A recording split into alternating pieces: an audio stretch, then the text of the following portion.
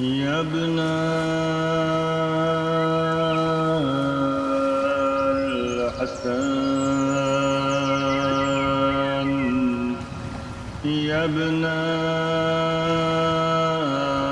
I now have the proud privilege to introduce yet another speaker, Janab Tausif Abidi Sahab, who is an entrepreneur in the field of international logistics and supply chain.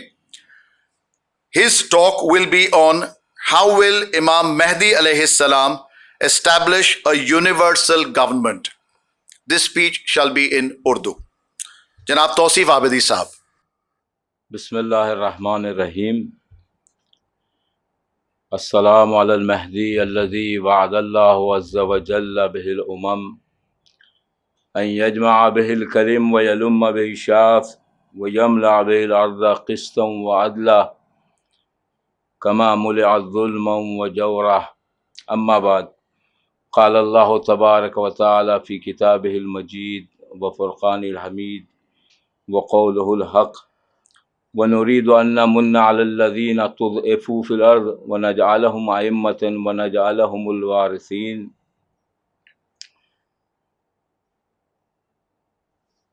سورہ قصص قرآن مجید کے 28واں سورہ ہے اور اس کی یہ 5ویں آیت ہے. جہاں ارشاد باری تعالیٰ ہے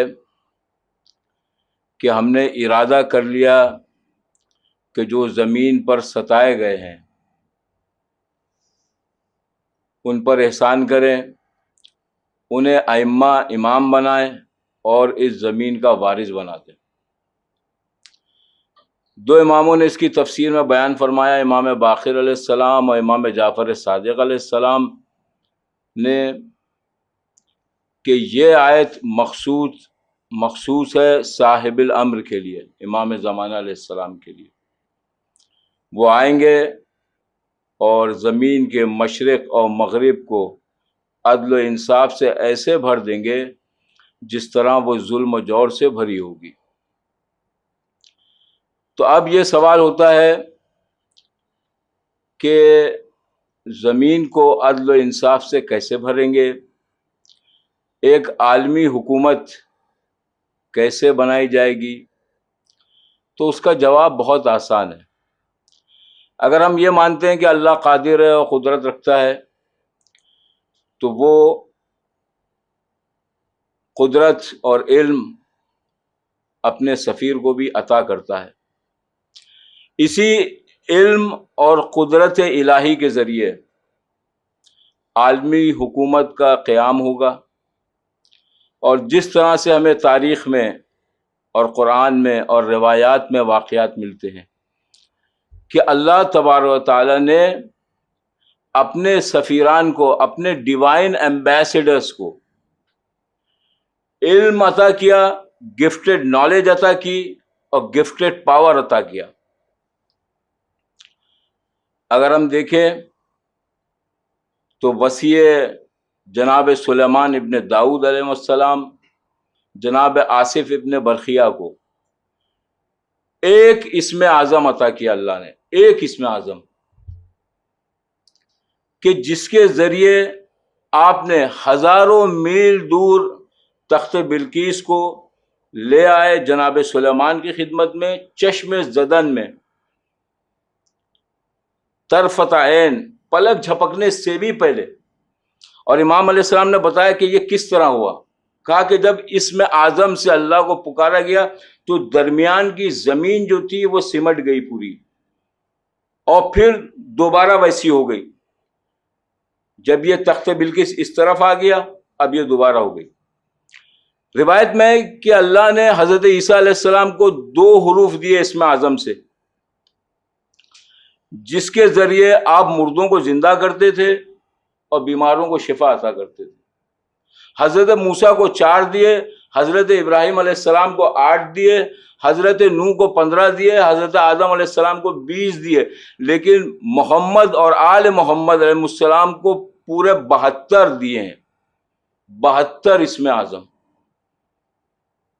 مولا فرماتے ہیں کہ صرف ایک اسم اعظم اللہ نے بندگان سے پوشیدہ رکھا ہے، ایک اسم اعظم.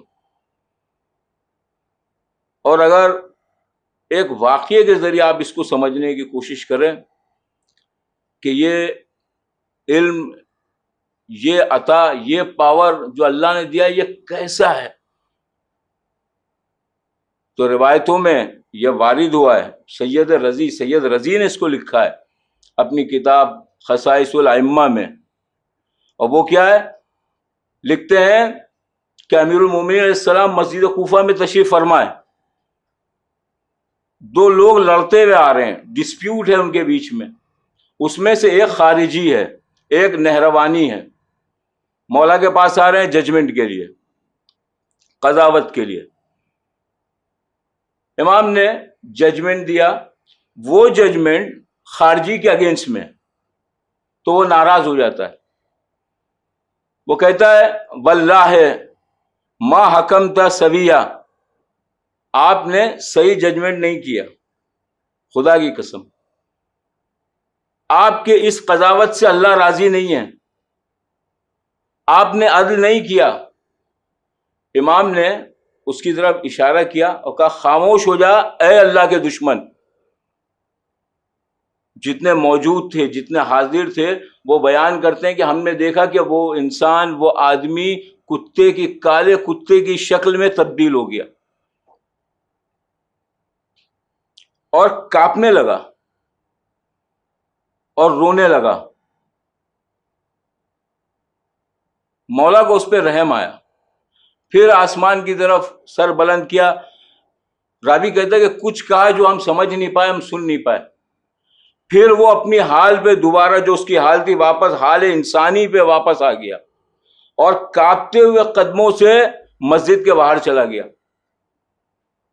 اب ہم لوگ یہاں پہ مبہوت بیٹھے ہوئے، جتنے بیٹھے ہیں لوگ ایک دم حیرت زدہ بیٹھے ہیں کہ یہ کیا ہو گیا، یہ ہم نے کیا دیکھا. مولانا نے فرمایا ما لکم، کیا ہو گیا تم لوگوں کو، کیا دیکھا تم نے، کیا تعجب کر رہے ہو. کہا تعجب کر رہے ہیں، سب تعجب کر رہے ہیں جو ابھی آپ نے کیا. آپ نے فرمایا کہ یہ وہی امر ہے جو آصف ابن برقیہ نے کیا تھا، یہ وہی اسی طرح ہے کہ چشم زدن میں جو اسم اعظم کے ذریعے تخت بلقیس لے کے آئے، یہ اسی طرح سے ہوا ہے، اسی طرح سے ہوا ہے. پھر امام نے پوچھا اچھا یہ بتاؤ کہ تمہارے نبی افضل ہے یا سلیمان پیغمبر؟ کہا ہمارے نبی افضل ہے. کہا جب تمہارے نبی افضل ہے تو ان کا وصی بھی آصف ابن برقیہ سے افضل ہوگا.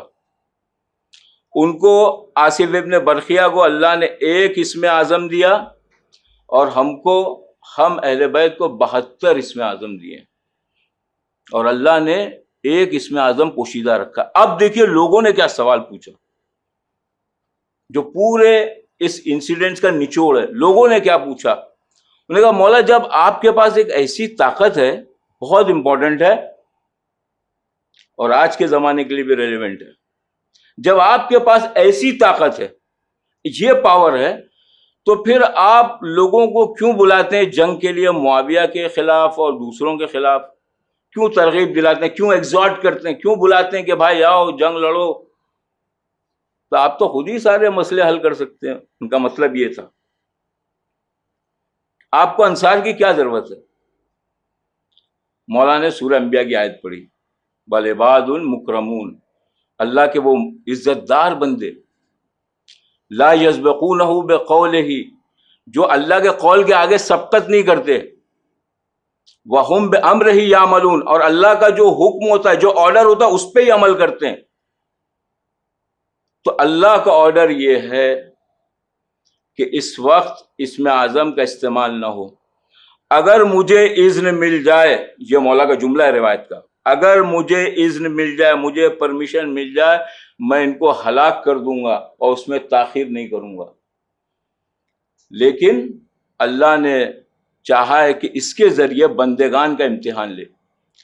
اسی طرح امام زمان علیہ السلام اصحاب و انصار سے بے نیاز ہیں، ان کے پاس اسماء اعظم ہے، اور جب ظہور ہوگا تو اذن خدا بھی ہوگا. ضرورت ہم لوگوں کو ہے، ہم لوگوں کو ضرورت ہے کہ ہم ان کی خدمت کریں. ہم لوگوں کو ضرورت ہے کہ ان سے متمسک رہیں، ان سے جڑے رہیں، تاکہ دنیا اور آخرت دونوں میں کامیاب ہو جائیں۔ اور اللہ تبارک و تعالیٰ نے یہ علم اور یہ قدرت اپنے حجج کو اس لیے دی ہے تاکہ عام آدمی، کامن آدمی یہ سمجھ سکے کہ یہ الہی نمائندے ہیں۔ تو ایک علم وحبی الہی، گفٹڈ نالج اور گفٹڈ پاور، یہ دونوں کے ذریعے حضرت اپنی حکومت کو قائم کریں گے۔